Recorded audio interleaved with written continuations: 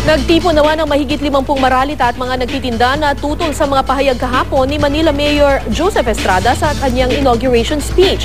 Sinabi kasi ni Erap na sila ang sanhi ng pagsikip ng daloy ng trapiko at malawakang pagbaha sa Maynila. May news to go live si Isay Reyes. Isay.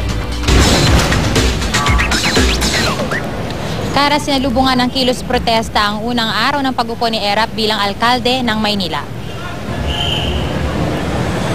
Mahigit 50 miyembro ng partido ng mga urban poor at vendors ang nagtipon sa may Philippine Normal University at naglakad patungong Manila City Hall para ilahad ang kanilang mga saloobin sa mga sinabi ni Mayor Estrada sa kanyang inaugural speech kahapon. Pagdating sa City Hall, agad nagbarikada ang mga pulis para huwag makalapit ang mga nagrarally sa flag ceremony. Galit sila dahil hindi naman daw nila nais manggulo. Gusto lang nilang ipaglaban ang kanilang karapatan.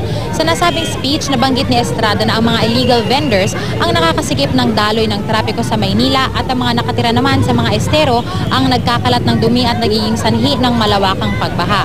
Hinaing ng mga ito saan na raw napunta ang naunang plataforma ni Erap na Erap para sa mahirap. Sana raw ay huwag naman silang walang awang paalisin kundi bigyan ng pansin. Hindi rin daw sila pabor sa proyekto ng gobyerno na mabigyan sila ng pera para maipangrenta dahil wala silang kabuhayan sa ibang lugar.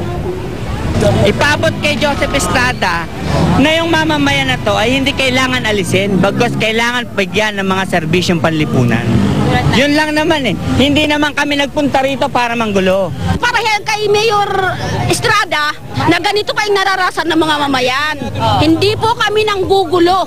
Bakit kailangan kaming harangin? Pag eleksyon po, kailangan nila ng boto kung kanunuyo ginagawa. Kaya nandito pa kami, hinaharang po kami, di tinutulak pa po itong mga pulis na to. Butante po kami ng Maynila. Kara sa ngayon ay nag-disperse na itong mga realista at nais daw nila magkaroon ng dialogue with Mayor Estrada. Pero pansamantala muna silang nagparating ng petition letter dito. Kara? Maraming salamat, Isay Reyes. Samantala, susubukan po namin kunan ng reaksyon si Manila Mayor Joseph Estrada kaugnay ng isyong ito.